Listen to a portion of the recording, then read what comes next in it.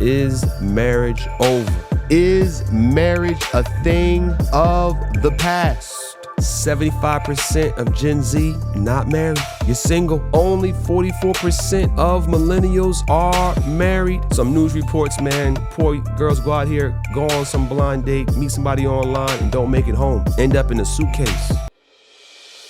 You're now listening to the No Pills Podcast, your best resource for cultivating meaningful, healthy, long-lasting, romantic relationships that bloom into strong marriages.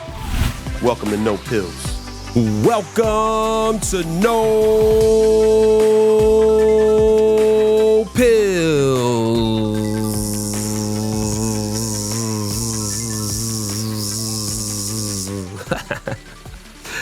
Love fully scripted. We back. What's going on, gang? Yo, man, G-man, God's man, Brother Gordon, let's get it. Is marriage over? Is marriage a thing of the past? Gen Zers, let me talk to you, Gen Z. Millennials, let me talk to you. 75% of Gen Z not married. You're single, lonely, by yourselves. I can hear the pushback now. Maybe some of you would say, hey, I'm not lonely, Brother Gordon. But this 75% of you just flying solo. Only 44% of millennials are married. There is a decline in marriage, and people are worried. People are panicking. So let's get into it today, man. Let's talk about it. Let's chop it up a little bit on this front of the declining marriage issue. Our Gen Z folks not getting married, our brothers and sisters in the Gen Z category. Our millennials not too far behind. Well, I guess significantly, you're almost at 50%, kinda, hanging in there. Let's just peel it open, man. Let's chop it up today about this concern. I guess among some modern sociologists and so forth and so on. Over at the Institute for Family Studies, ifstudies.org, we find these words. Marriage rates are plummeting. More young people are delaying or avoiding dating altogether. Pew Research recently found that 1 in 4 40-year-old American adults have never been married. Parenthood is viewed with much greater apprehension among young people than it once was.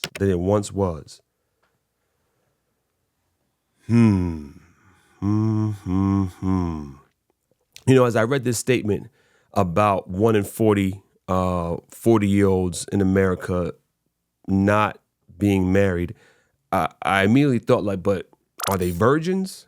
So are they not married but not having any form of relationships? I don't think that's the case. I didn't go and looked it up and drilled down on that, but I'm pretty sure that they're not virgins. So the question is why are people not getting married? Why is these age group millennials and Gen Zs not getting married, or why are they apprehensive about getting married? But the article goes on. Young women express growing reservations about starting families, and many believe marriage benefits them less than it does men. Wow. Gen Z females, millennials are saying that marriage benefits the female less than it benefits the man? How times have changed. I think about those old traditional roles that we kind of picture in our mind: breadwinner, the husband coming home, white picket fence, or out little on the prairie somewhere providing for the family. And now we're in a world where that whole thing is shifting. Women are doing well in school, coming out making good money. Looks like men are maybe not doing so well in school. Maybe they're struggling to get in the equivalent or equal or close to earning bracket as females in their age group, and There's also, I think, that fear or maybe even that ideology that, hey, being a stay-at-home mom or having children is bondage. I think this is probably what's behind this response from the women that were surveyed. Young women express growing reservations about starting families, and many believe marriage benefits them less than it does men. One Pew study found that less than half, 45% of young women ages 18 to 34 without children say they still want to have kids at some point in the future. Giving up on being a mom. Giving up on being a mom. Among young men, nearly 6 in 10, that's 57%, report that they want to be fathers. A little higher on the male side than the female side when talking about actually having a family, which is kind of wild. Like, what a shift is taking place amongst my Gen Zers, man, my millennials, my young folk. What's going on?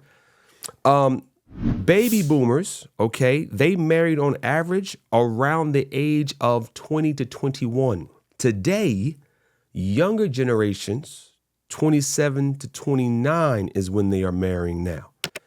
There is a delay if they're marrying at all, as we have been discussing.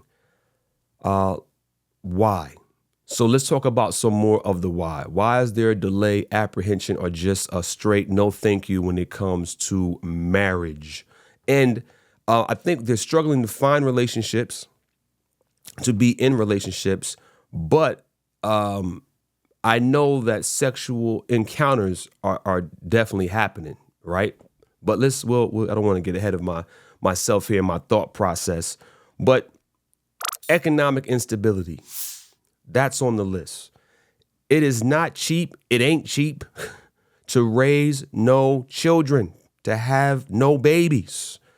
So this is one of the things that's out there that's kind of causing some of the delay and the apprehension, I think, amongst the Gen Zers. Just making enough money to be able to provide for a family with housing causes the way they are, inflation being what it is, all these things, just from a common sense perspective. So, I think before we kind of come in hot and beating up on these our Gen Z folks, millennial folks, etc., and say, hey, man, why are you not, keeping the planet populated? Why are you not why don't you want to go into that traditional marriage? And what's the problem? It's like, well, man, it's kind of tough to make that decision when the finances are not there. I mean, this is not a bad, I think, observation on their part. Like, it is something to consider.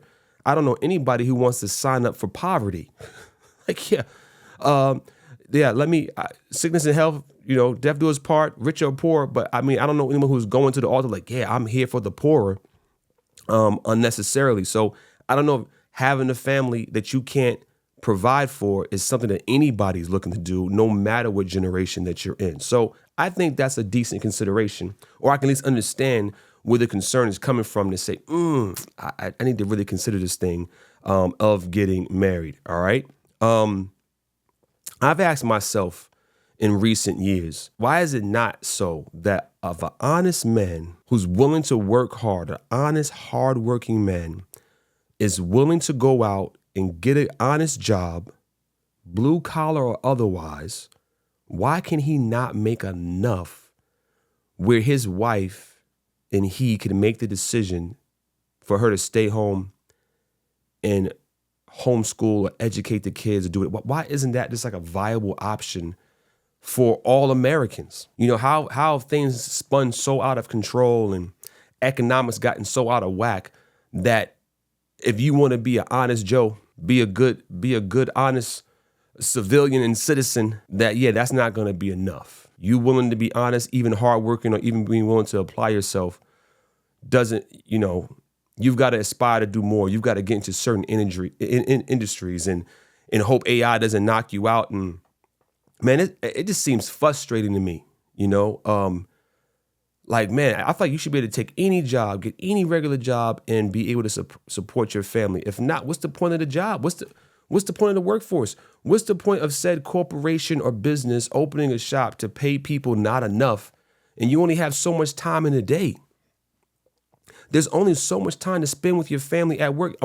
You're already given said company place 40 hours. Listen, this is why Gen Zs and all that are like, nah, man, I'm going to work for myself. I'm going to be online.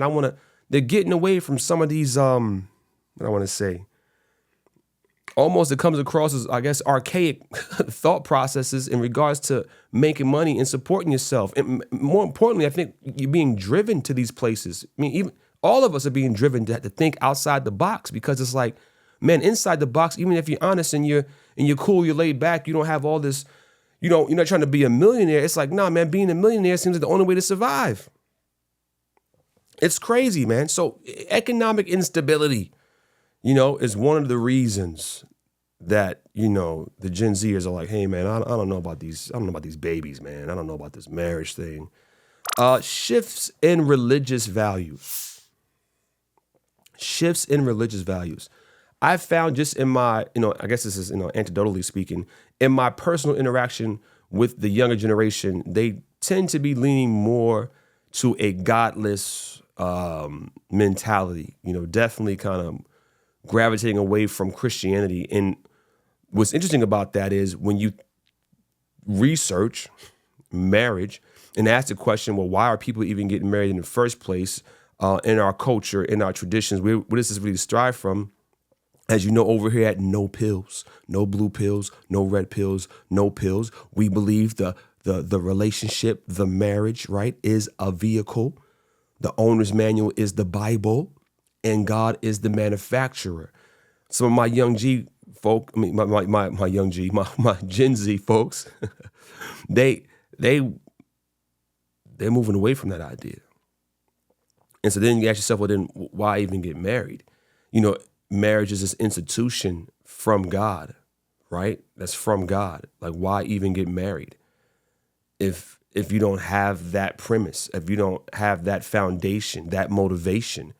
So as they move away from Christianity, religious thought declines, and maybe not having any thoughts about God or any type of religion or spirituality at all, it makes sense that marriage then becomes maybe not a necessity. And furthermore, if I could just throw this in right here, like courts, the court's involvement and what the courts have done, I think this is also discouraging a lot of young, maybe men in particular. If they're over there in the manosphere, if they're hearing red pill content, like, hey, man, don't you do this because you're going to get taken to the cleaners. So this is something else that's creating fear. That's creating fear.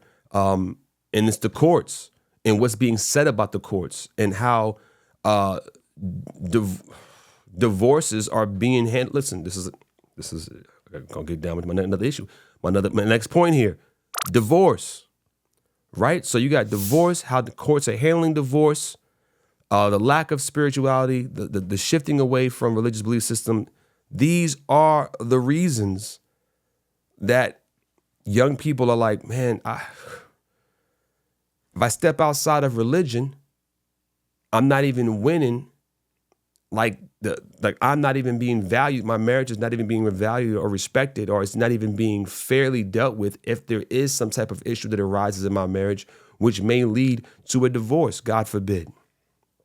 If you don't believe in God, I don't know that God forbid works for you, but you get what I'm saying. Fear of divorce. Okay, fear of divorce. So this fear of divorce, as I've kind of touched on briefly here, is being fueled by what? By social media, man. Social media today, I mean, it seems like all media, all modern media does not put marriage in a positive light at all. Does not put, it's like, I think you hear more about the negative relationships, negative outcomes than the positives. So it's just encouraging young people to not get married. Like, don't do it. I feel like that is the overarching theme. Even the underpinnings, even the undercurrent is all, don't do it. Don't do it, man. You'll regret it. Like that, like with no representation of the positive side, which is why no pills exist. This is one of the reasons why we're here, to talk to our millennial friends, our Gen Z friends, our friends that have just been through the mud, the muck, the mire. Hey, man. Hey, friend. Hey, friend. It's not all bad. It's not all bad. But definitely fears of divorce are being fueled by modern media, by social media today. No, I don't care what platform you're on. This is what's being promoted. Our priorities, man. The priorities are just different. I think when you talk about that baby boomer generation and generations before that, there was just like a sense of pride, accomplishment, desire in having a family.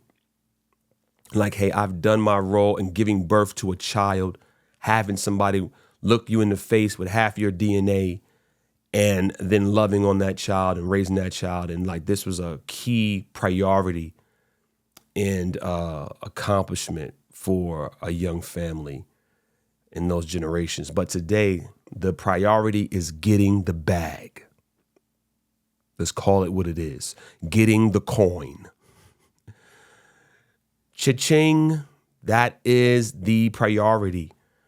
And with that comes along sometimes the attention and the fame and the travel and the seeing the world and, just about any and everything besides being a parent, and with that being a spouse. The priorities are different.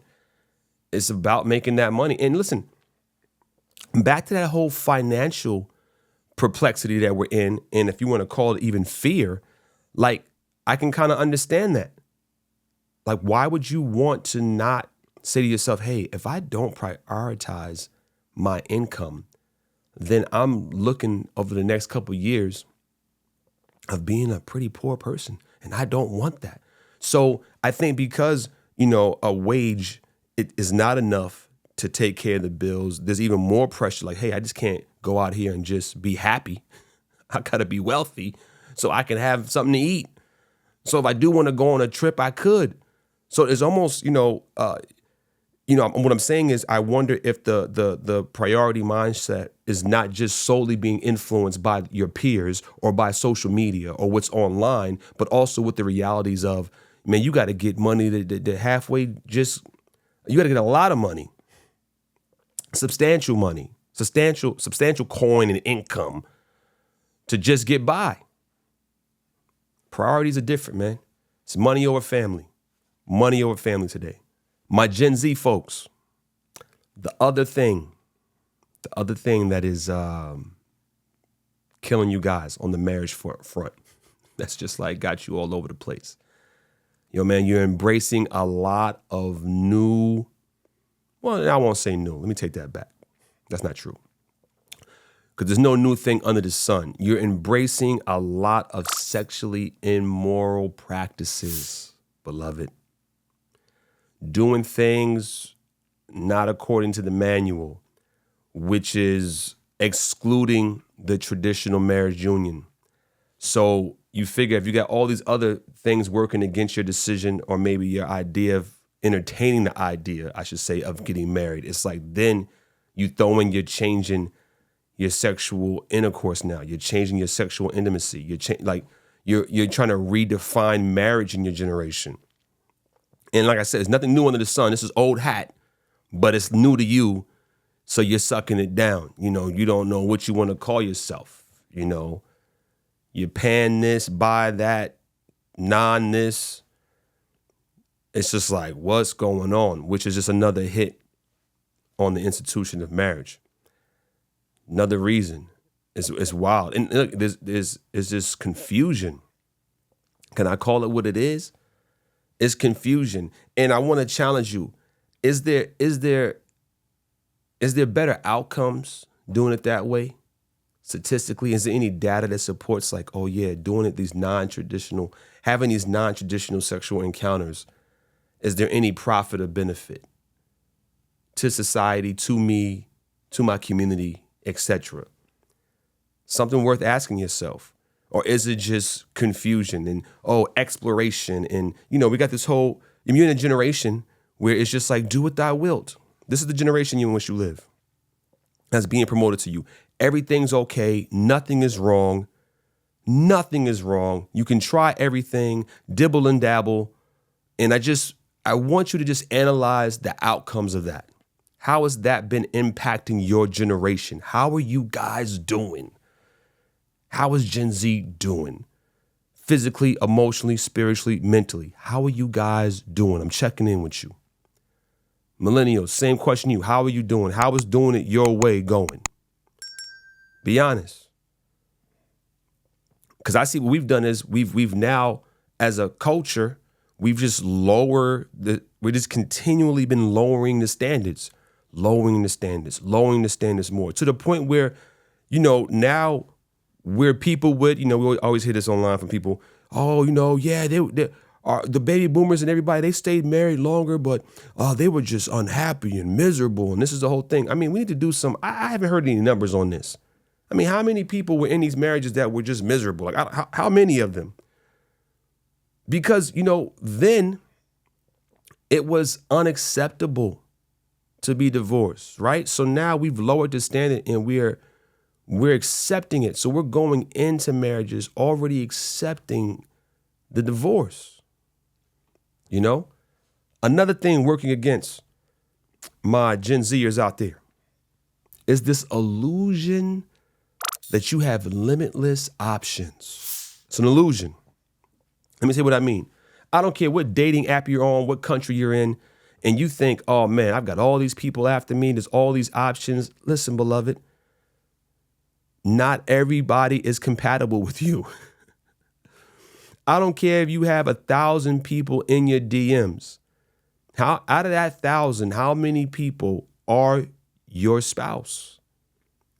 Is your future husband or wife? How many? Just because it's another human body in front of you of the opposite sex doesn't mean that you're going to get along with them. You're compatible, you agree, you have the same belief system or anything. So it's an optical illusion. Like, you think you have more options when you really don't. Like, who you're becoming, right? Your educational level, your values, what you like to do, your hobbies, your economic category that you're in. Probably if you went through, if you could get all that information right in front of you, extracted out of your DMs, there may be 5 people in there that's a possible suitor or mate. Get that. So you get this false, inflated evaluation of self, thinking you've got this infinite, just ongoing. And it's like, listen, those relationships, okay, let me say this to you. You haven't married anybody out of your DMs yet, have you? How many folks in the DMs have you actually dated, went out and it's been good? And let me tell you something. I'm a little, somebody's going to think I'm old school for this, I guess. But it's like, look, man, the idea of getting online with somebody that I don't really know and going anywhere with them, I'm not trying. Listen, ladies, I don't seen some news reports, man, poor girls go out here, go on some blind date, meet somebody online and don't make it home. End up in a suitcase. Like, real talk. So this whole online, we're all connected. You got millions of followers. You got thousands of people in your DMs and you think you have options? Not really. You don't know if these people are crazy or not. Now, I know many of people that have had success with online dating, if we can call it that. Hopefully it'll be courting, but whatever. But nevertheless, there's risk there. And I think this is a bit of in some cases, a farce, okay? Like, it's just it's not what it really is or what it appears to be. I think another thing that's working against my Gen Z folks, man, is the loss of community and accountability. I think you're growing up in a generation where there's just the outgrowth and byproducts of broken homes and drug use, and in a society that's this lost community. People are not sitting on their porches anymore in the evenings or have their front door open and you can come by anytime and have some sweet tea and, talk about life, and kids are running in and out of the house. Nah, man, we're very disconnected today. People don't trust each other. Mental illness being on the uptick the way it is. Like people keep their doors, windows shut and locked, don't talk to me. And I think all of that just compounds and adds into the reality of like your apprehension and hesitancy to get married, because we just don't even know how to communicate. We don't know how to connect. We don't have any good examples around us of even healthy marriages a lot of times to look at if they exist. And then there's no one there when you're even married to even help you out, to stick it out. There's just no accountability, no expectation, and just no leading. I think community is breaking down with every generation. That IFS article said this: rather, what emerges from online conversations, social media posts, and polling results is that for many young adults, marriage and parenthood are inherently risky choices. A generation raised to act cautiously, to prioritize their own personal development, and to question traditional social arrangements is also primed to question the value of marriage and raising a family. Primed. Education, how you're being taught, how you're being educated, the world around you. This is what it is. It seems like the only question that a younger person in a younger generation is asking when it comes to marriage is, what can marriage do for me? That's it. It's not a question of, is this love? Do I want to be in love? Do I want to be? So no, what is this marriage going to do for me? Not even what can I do for my spouse in this marriage, but what is it going to do for me, or what can it do for me? Is it going to be positive? Is it going to be something like that I'm going to reap benefit from? If not, I don't want it. I don't need it. It's a wild thought. There's a well-known divorce lawyer out there, James Sexton, and he has 2 books, which is crazy. The titles are interesting. The first one is, If You Are in My Office, It's Already Too Late. So he's saying, hey man, if you guys are thinking about divorcing and you come into my office, it's already too late. I have not read either of these books, by the way. He has another book entitled How to Stay in Love, Practical Wisdom from an Unexpected Source. That's kind of cool for a lawyer to come out there and kind of give us, a divorce lawyer to give the community some feedback.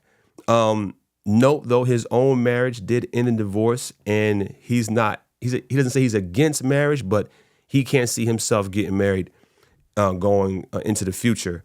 And I think last I heard, he was in a current relationship now when I was doing research for this podcast. So one of the things, I'll give you some good advice and some maybe not so good. I don't know if it was advice or maybe comment he said that I thought I disagree with.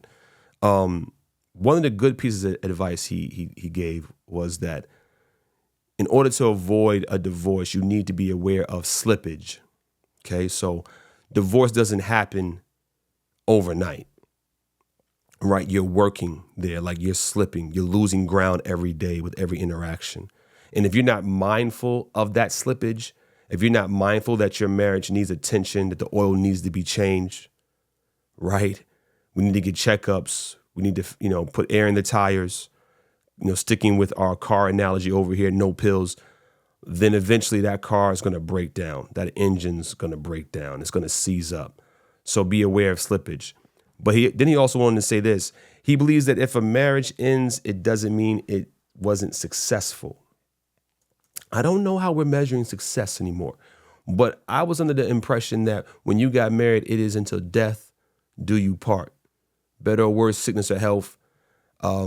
Yes, from life experiences, I'm sure those who have been married and now divorced, you obviously, hopefully, I won't say obviously, hopefully you learned something about yourself, communication, other people, etc. But I don't know if I'm calling a divorce a success unless your life was physically in danger and you were able to escape with your life in that type of sexual situation. Then maybe I'm calling that a success. But why am I bringing this up? Because I think what I've seen in popular culture today is that there is a desire to tell people, hey, you're not wrong if you get divorced. You're good if you get divorced. It's okay to put yourself first.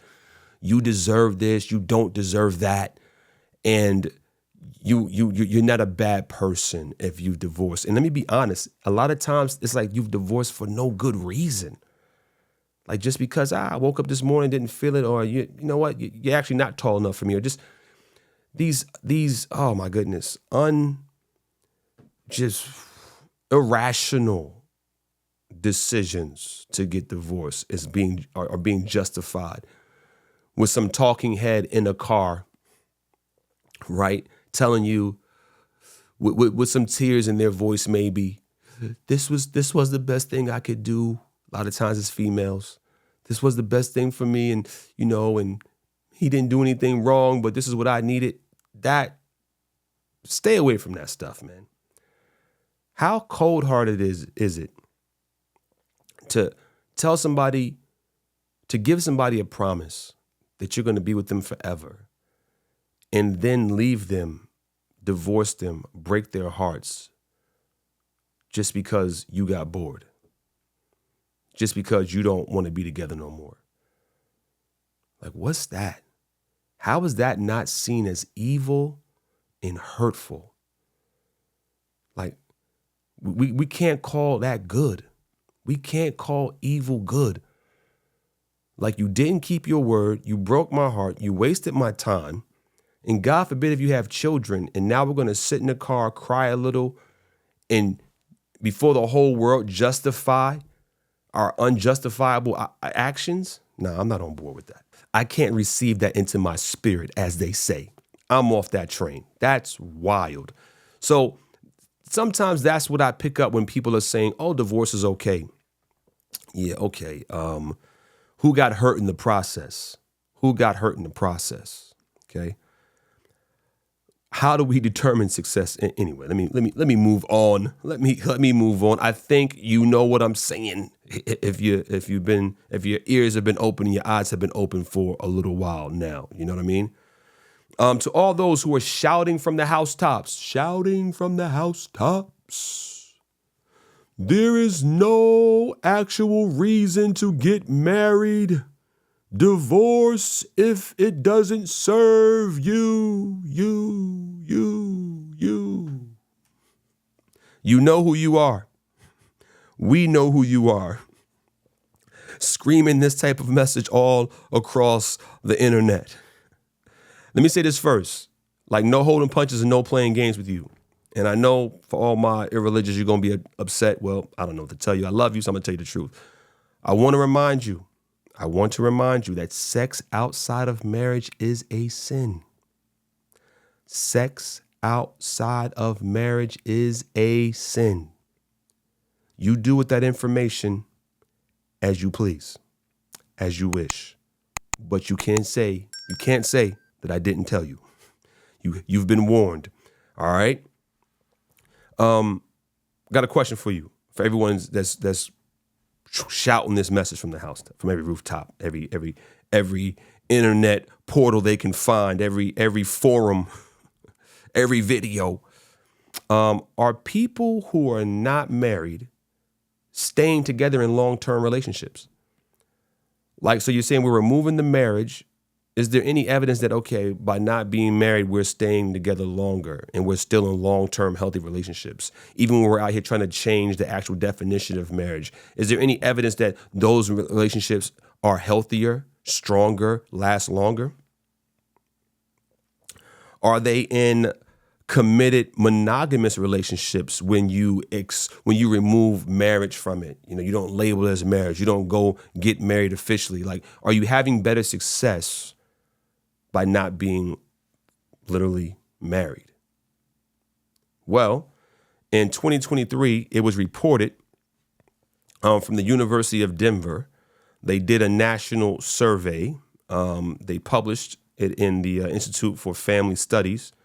And here's what they found out. Psychologists at DU, psychology professor Galena Rhodes, and Scott Stanley say their findings indicate that living together before being engaged can actually decrease a couple's odds of a successful marriage. So where am I going with that? If We're seeing that before living together, before, which I'm assuming you're living together, having sex, and of course everything right, before you actually get engaged, could lead to an actual divorce, decrease the chances of you staying married, increase the chances of you getting divorced. Then how could not being married and being with somebody be positive for you in the long term? Does it just turn into another point that's just killing my Gen Zers? Hookup culture. Does it just turn into that under the guise of a monogamous supposed relationship for a little while? I know there is a whole other side of this coin, because there are many people that believe that, hey, not getting married is a good thing for society. Not getting married is a good thing for American society in particular. Is that true? I'm of the mindset that the fewer people that are getting married, the less people get married, all that's going to do is fuel hookup culture. And that is negative for American society, the world as a whole. Why? Because immorality is not sustainable. So my position is like, hey, we don't have 2-family homes. We don't have healthy homes. We don't have monogamy. We have all these alternate ideas and about sexual immorality and accepting everything under the sun, whatever we think, however we feel, do what thou wilt. All that's going to do in the long term is break down society, and that is not sustainable. We don't have the resources to raise everybody's children for them. We don't have the resources to deal with everybody's emotional baggage and trauma as a global community, let alone in our nation. But check this out. The IFS found this. In our surveys, there is a substantial divide in community activities between married and unmarried adults. This is not just an artifact of age or education differences either. Married adults between the ages of 25 to 49 are far more likely to attend a community meeting, do local volunteer work, and visit a library. They talk to new people in their communities more often as well. Married people are more active participants in American civic life. Who would have thought? Who would have thought? You get better engagement from married couples than you do from people who are not married. That's wild, right? This is why, and then something else you can couple with that's, on the headlines everywhere: declining birth rates. Oh my goodness, population decline, an existential threat. Like, people are panicking, like, oh man, we're not going to have the consumerism and the consumers that we need in future generations to power our economy. And we're not having people are like panicking. So we have a generation, my Gen Zers, you could become a generation that's less involved in your communities, less involved in your country, less involved in the world, which is kind of wild because of the choice not to get married. This could have your decision to not get married. I want you to think about this, because you may have never thought about this. I think many of us may have never thought about this. It's like, well, I think most people would say, hey, if I don't get married, whatever. If I do or don't get married, so what? Life goes on. We'll all be all right. But have you ever had the thought that by me not getting married, I could negatively be impacting my nation's civic health? Like what? Like I'm a better me. I'm a better citizen if I'm married versus being single. I'm more involved. I'm more active. So my nation's health is like dependent upon or impacted by my decision to become one flesh with someone else. That's wild, friends. What a thought that marriage is actually not about you, but it's about your spouse. It's about your children, and it's about your community, your society, your nation, your country, the world. And this flies right in the face of, I think, modern thought process and education that's being taught to my Gen Z folks. right? You're being taught like, hey man, get the bag, do you, be free. Traditional roles are bondage. It's not good for you. You. You've got to do you. It's got to be about you. And meanwhile, it's like, yeah, you're being taught and given, I'm going to call it an agenda, but you're literally being taught to live for yourself, which ultimately negatively impacts future generations in the world in which you live. But it's not being presented to you in that light. It's being presented to you like, hey, marriage it's the old ball and chain. Marriage is not good for you. And it's like, I don't think the data we usually run across is about people being in bad marriages or not being able to get along and divorcing for weird reasons. But the institution itself, right? The idea itself, monogamy itself, loving one another, loving each other, raising I don't see any data that's saying that just a marriage the way it's supposed to be ideally is bad for you, the person you're with, your children, your family, or your community. But that is not the impression you would get being online, taking in community, or being down at the schoolhouse, as my grandfather would say. Right? You're not in these institutions today, these educational facilities, that you're walking away with a sense of like marriage is good for me and for my community. Gen Zers, watch out, man. Be on the lookout. The enemy is coming for you, trying to, you and coming for everybody. But with 75% of y'all not being married, I'm saying to you, I think his tactics on you are working, right? They're working, all right? My personal experience with marriage. So many of you know I was married for almost 18 years, together with my wife almost 20 years. Lost her just a little bit over 3 years ago to breast cancer. She was 37 years old, joy of my life, light of my life. Next to my Jesus, next to God. And it was a blessing. I want to tell all my Gen Zers out there, all my millennials, best thing I ever did in my life. And I want you to know that I started out coming from a place that many of you are in right now. Like, I did not want to get married. I had no plans of getting married. And here was my main reason. I had saw other people in my life around me get married and get divorced. And I said, well, I'm not going to do that. What's the point of getting married just to get divorced? So I'm like, I'm not getting on that train. I'm just going to shack up with a young lady. We can pretend and play house. We can be married like without the legal confines and constructs, no divorce, no nothing. We'll just be together. That was my plan. So I want you to know that this podcast is coming from a place of understanding. Like, I get it to a great degree. And what changed for me was my shift religiously. And the Bible gave me a different perspective and outlook on marriage. And then God took me around older people in my family, in my life, that I still saw married. Not, of course, not every marriage is perfect, right? I don't know many that are. But I saw that, man, a lot of the benefits in my family and some of the consistency and continuity we did have, I think stemmed from the fact that there were people in our family that were married for a long time, for a long period of time. And he held it together. And I was reaping some of the benefits of that at a residual level. So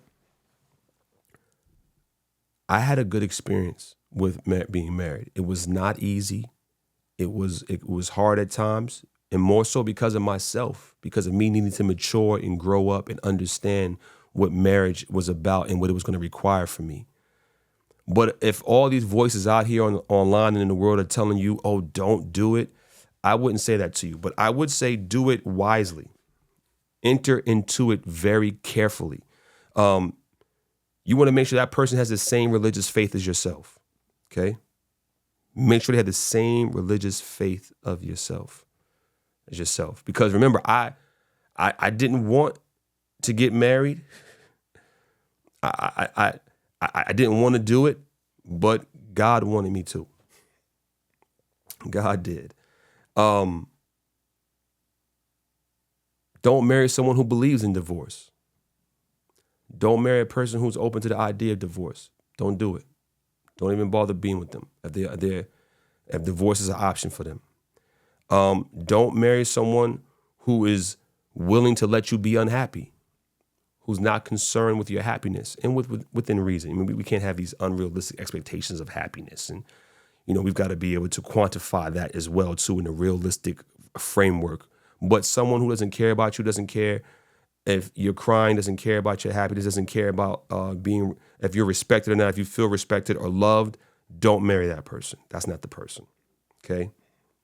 You need to marry someone who is aware that marriage takes work and that they're willing to put in the work. That's what the person you want to be open to marrying, right? At least has some idea that it's not, some Hollywood picture, some Hollywood movie, but it's real work, real lives, real people. Family that prays together stays together.